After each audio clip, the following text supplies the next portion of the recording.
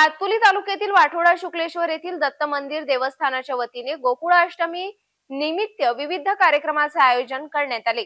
गावात जंगी शोभायात्रा काढून शेकडो भाविकांनी जल्लोष व्यक्त केला।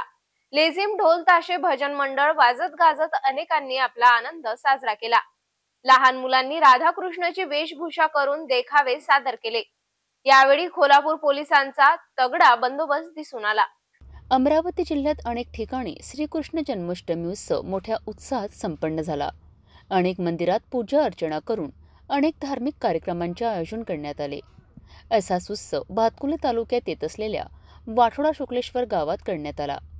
भातकुली तालुक्यातील वाठोडा शुक्लेश्वर येथे श्रीकृष्ण जन्मोत्सव दत्त मंदिरात साजरा करण्यात आला।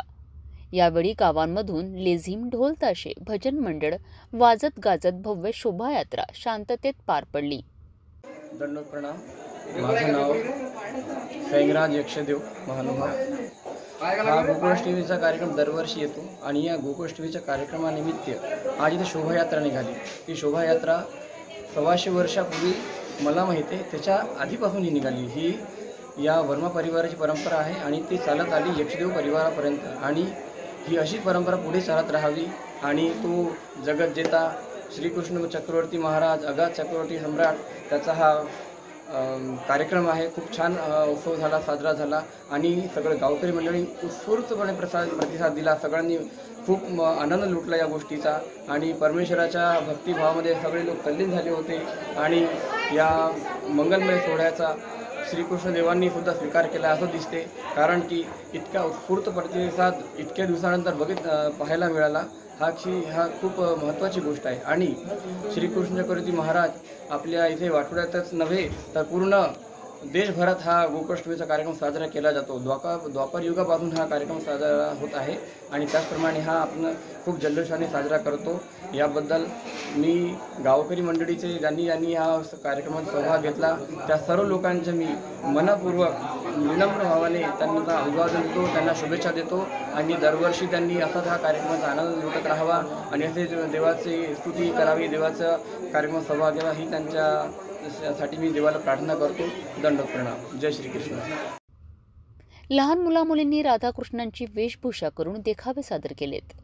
या दरम्यान रथाचे पूजन देखील करण्यात आले।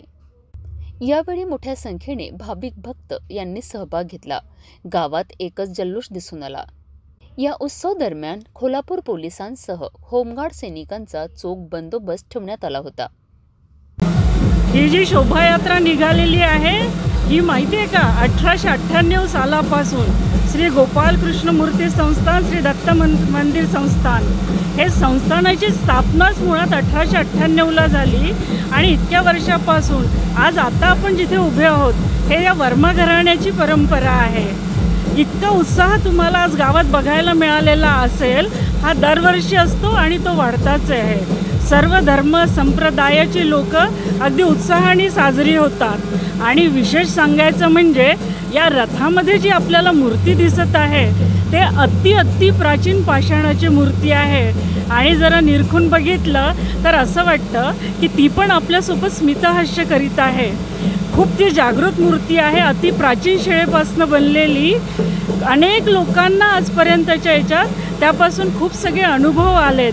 कित्येक जणांना म्हणजे मी माझ्याच एक नंदेचं उदाहरण देईल, त्यांना साक्षात असं वाटत होतं की जन्माष्टमीला जणू झुला हलतो आहे। अशी ही साक्षात मूर्ती आज ही गावातून प्रदक्षिणा करते। आजच्या दिवशी जागोजागी रस्त्याने रांगोळ्या काढल्या जातात। सर्व मुलांमध्ये हर्ष उल्हास असतो। आया बाया भगिनी आणि समस्त ग्रामस्थ मंडळी यामध्ये सहभागी असतात। दंडवत प्रणाम।